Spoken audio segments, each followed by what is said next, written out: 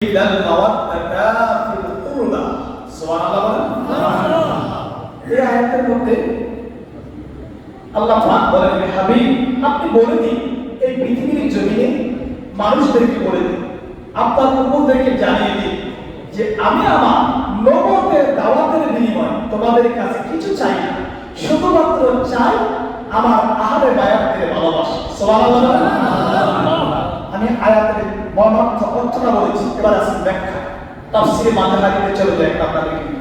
11 নম্বর খণ্ডে 32 নম্বর পৃষ্ঠা সেখানে গেলাম সেখানে একটা উল্লেখ রয়েছে রউসুল মুফাসসির আব্দুল্লাহ ইবনে আব্বাস রাসূলের চাচা সবচেয়ে বড় মুফাসসির ছিলেন তিনি থেকে বর্ণিত এই আয়াতটা নাযিলের পরে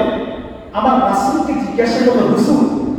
যাদের ভালোবাসা এই আয়াতের মাধ্যমে আল্লাহ ওয়াজিব করে দিয়েছে আহলে বায়াত এটা কারা বলেন সুবহানাল্লাহ সুবহানাল্লাহ আবার নবীকে বললেন সাহাবীরা জেনে রাখো ও প্রাণের সাহাবীরা তাফসীরে মাযহারিতে রয়েছে এই আহলে বায়াত হলো তারা রে আমার কলিজার টুকরা হযরতে ফাতেমা রাদিয়াল্লাহু আনহা শেখুল আলী হযরত ইমাম হাসান এই লোকগুলোকে তোমরা যারা ভালোবাসবা আমি রাসূল তাদেরকে ভালোবাসবো এদেরকে যারা মহব্বত করবা আমি রাসূলের ভালোবাসা তাদের জন্য অবতারিত হয়ে যাবে জেনে রাখো রে আমার নবুয়তের দাওয়াতের বিনিময় তোমাদের কাছে কোনো প্রতিদান চাই না শুধুমাত্র চাই আমার আহলে বায়াতদের ভালোবাসা কোরআনের আয়াত সরাসরি সূরাতুশ শুরা 23 নম্বর আয়াত ব্যাখ্যা তাফসীর মাযহারি 11 নম্বর খণ্ড সুবহানাল্লাহ এই মাস আহলে বায়াত থেকে আহলে বায়াতের ভালোবাসা থেকে স্মরণ করে সুবহানাল্লাহ এই মাসে আসলে বলে যেটা পেটে যায় মুহররমের 10 তারিখের ঘটনা শুনে কেমন ভালোবাসা ওই রাসূলরা তো মুসলমান দাবি করেছে তাদের কাফেলা তো আযাদ পেয়েছে ইমাম হুসাইনের কাফেলা আযাদ পেয়েছে একই আযাদ ছিল কিন্তু ভালোবাসা ছিল ব্যতিক্রম ঠিক না ইমাম হুসাইনের কাফেলা ছিল হুব্বুল্লাহ ওয়া রাসূল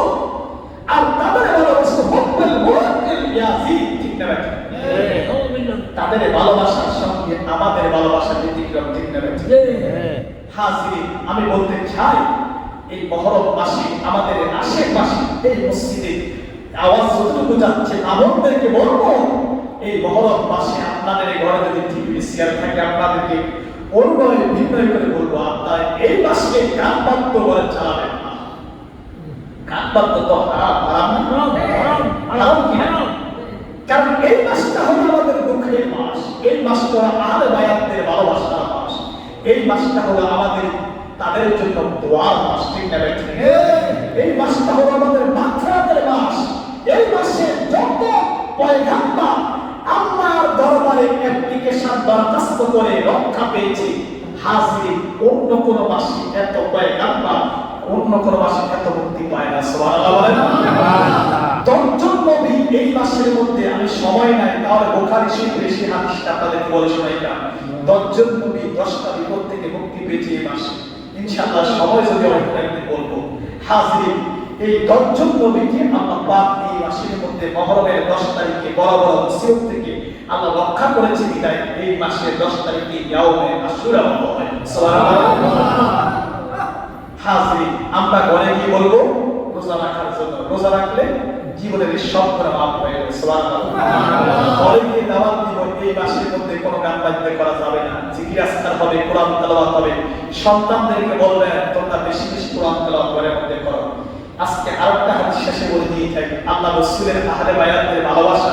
সঙ্গে কোরআন তেলাওয়াতের একটা হাদিস আছে সুবহানাল্লাহ সুবহানাল্লাহ এই হাদিসটা বলে দিয়ে যায় রাসূল বলেছেন আদিবু আখলাকিহিম ও আমার সাহাবীরা তোমার সন্তানদেরকে এই শিক্ষা দাও চারটা বিষয় এক নম্বর খেয়াল করে তিনটা বিষয় এক নম্বর হুব্বে নবীয়ুকুম তোমাদের নবীর ভালোবাসা সুবহানাল্লাহ সুবহানাল্লাহ আমার নবী বলেন সাহাবীরা জেনে রাখো তোমাদের প্রত্যেক দরবারে সন্তান রয়েছে তোমাদের সন্তানদেরকে তিনটা বিষয় শিক্ষা দিবা।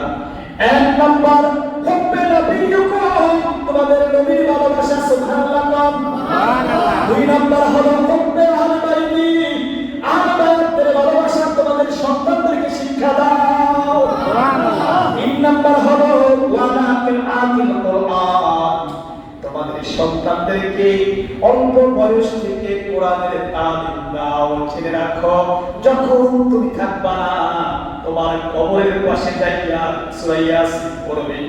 সূরা ইখলাস পড়বে, সূরা ফাতিহা পড়বে, হাত তুলে তুলে যখন বলবে রব্বির হামহুমা কামা রাব্বায়ানি সগীরা, রব্বির হামহুমা কামা রাব্বায়ানি সগীরা। আবার বললেন দোয়া করতে দেরি তোমাদের কবরের আযাব আল্লাহ মাফ করতে দেরি হবে না। ইনশাআল্লাহ চেষ্টা করবেন তো? শেষ কথা তিনটি, একটি হাদিসের মধ্যে হুব্বে নবিয়্যিকুম, হুব্বে আহলে বাইতি ওয়া আলা কিরাআতিল কুরআন, নবীর ভালোবাসা, আহলে বাইতের ভালোবাসা, কোরআন তেলাওয়াতের চর্চা। সুবহানাল্লাহ বলেন। আল্লাহ আমাদের সবাইকে এই কথাগুলো পালন করতে তৌফিক দিন। আমিন আমিন। ওয়া আখিরু দাওয়ানা আলহামদুলিল্লাহি রাব্বিল আলামিন। আসসালামু আলাইকুম।